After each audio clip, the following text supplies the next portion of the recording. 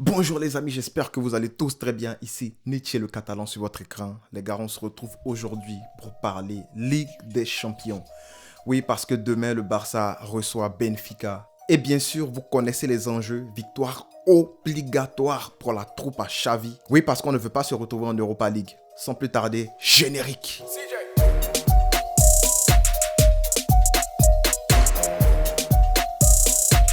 Alors les gars, kick-off sera demain au Camp Nou à 15h heure de l'Est et vous savez que le Barça doit gagner ce match et je pense que le Barça pourra compter sur le 12e homme qui est le public du Camp Nou. Oh là là les gars, je me rappelle des fumigènes, de l'ambiance de malade qu'il y avait contre Espanyol Barcelone pour accueillir les gars. J'espère qu'on aura une ambiance folle comme ça pour être derrière les joueurs. Je vous rappelle que la tendance était à 74 418 personnes présentes au stade et là j'espère que ça sera encore plus bourré.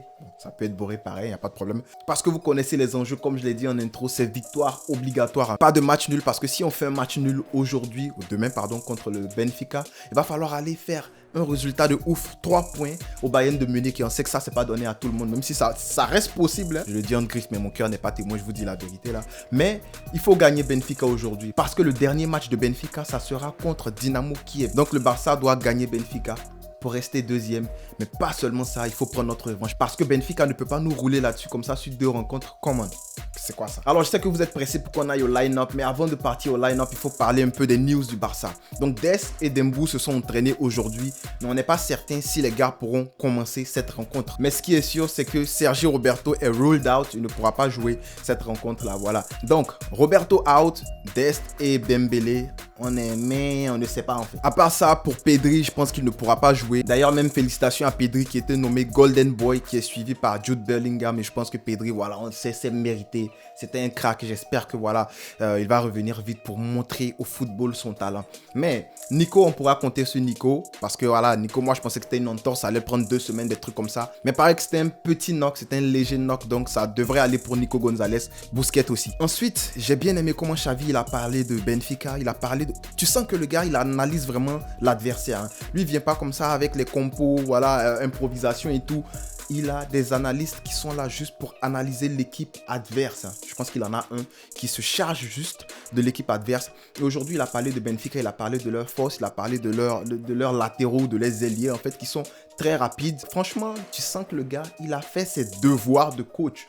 Et ça fait plaisir de voir que notre coach, il est préparé. Alors, est-ce que nous aussi, on est préparé par rapport à ce match-là? On se retrouve sur la tablette pour parler de mon line-up. Alors, les gars, pour mon line-up, j'ai opté pour un 4-1-2-1-2. En fait, un 4-3-3. Voilà, ça dépend de comment tu vas appeler ça. Mais ça devrait être un peu comme un 4-4-2 diamant. Certains appellent ça un 4-4-2 losange. Voilà.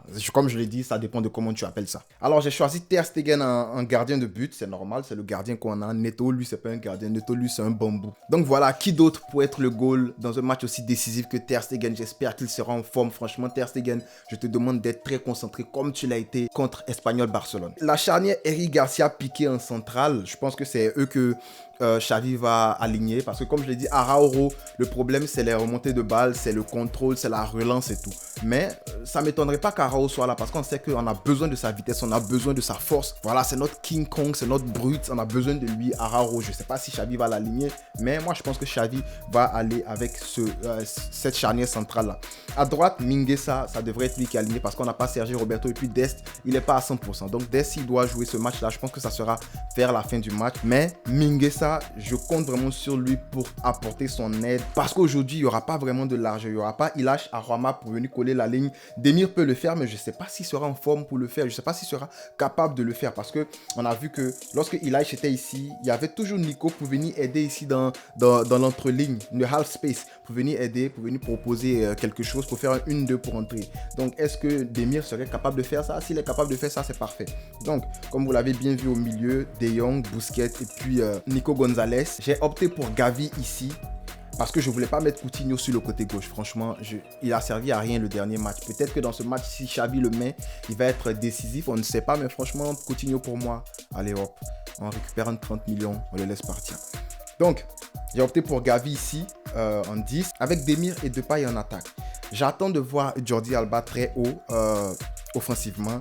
Mingueza aussi pour apporter son aide. Je sais qu'il va jamais overlap, mais pour apporter son aide au moins. Et puis s'il peut se concentrer à faire des centres au moins, viser quelqu'un, donner le ballon, franchement ça va aider. Parce que ces gros centres de rugbymen qu'il envoie dans les tribunes là, franchement ça n'aide pas. Alors dans l'animation, on sait toujours que Depay il aime drop down pour venir chercher le ballon.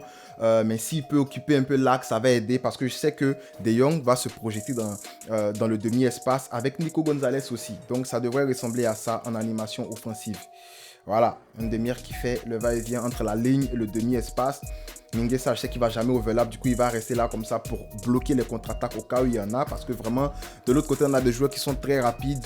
Et Nico Gonzalez qui lui aussi se projette dans le demi-espace pour venir aider Depay. Alba, on sait qu'il n'a aucun problème à prendre la largeur et puis occuper tout cet espace-là. Voilà les gars, c'est tout pour mon line-up. Je veux voir vos line-up en commentaire. Dites-moi comment vous allez aligner les gars, sachant qu'on n'a pas d'ailier. Voilà, qu'est-ce que vous voulez voir dans l'animation offensive, dans l'animation défensive, ce genre de trucs-là. Je serais très content de lire vos commentaires, pourquoi pas d'y répondre bien sûr. Dites-moi en commentaire, c'est quoi votre prédiction par rapport à ce match-là. Allez, moi je me trempe, je vais dire 2-0 pour le Barça. But de Depay et but de Frenkie de Jong. Donc j'attends vos prédictions en commentaire et vos buteurs aussi. À part ça les gars, on reste positif parce qu'on est sûr et certain que cette équipe est capable de nous rapporter 3 points contre Benfica au Camp Nou. On garde le sourire les gars. Pisca El Barça. Ni chulo catalan,